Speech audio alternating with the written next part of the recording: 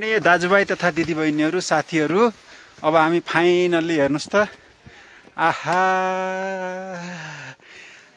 मर्दी हिमाल हाई क्याम्पमा प्रवेश गरेका छौं। कति राम्रो हो सबैजना।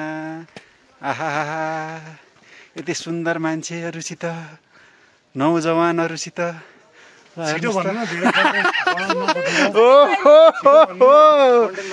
क्या मजा आयो। ल अब हामी मर्दी हिमालको हाई क्याम्पमा आएका छौँ। यो करिब कति छ रे अल्टिच्युड? 3500 मिटरमा छ। हामी अब भन्न पर्दाखेरि हिजो पौने 12 बजे पोखराबाट हिँडेको हो। हिजो आज कति बजे? अहिले आज 4 बजे, अर्को दिन 4 बजे हामी मर्दी हिमाल हाई क्याम्पमा आइपुग्यौँ। ल हेर्नुहोस् कति टाइम लाग्दो रहेछ। मैले भनिहालेँ।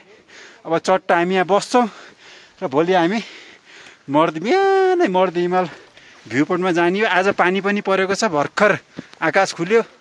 म त एकदम प्रार्थना गर्छु, हे भगवान के भनिदियो परमेश्वर, या अल्लाह के ईश्वर के भनेर पुकार्नु पर्ने। भोलि चाहिँ जति जे भने हिमाल चाहिँ खोलिदिनु होला। हिमाल खुलोस्, देख्न पाइयोस्। अझ हिउँै पर्छ कि भन्ने पनि लाग्छ। एकदम ट्रेकिङ आउनुभन्दा पहिला जगिङ हाइकिङहरू गर्नु होला। टक्क तयारी भएर बडीलाई फिट बनाएर आउने। यो त हेल्थको लागि पनि राम्रो हो नि त।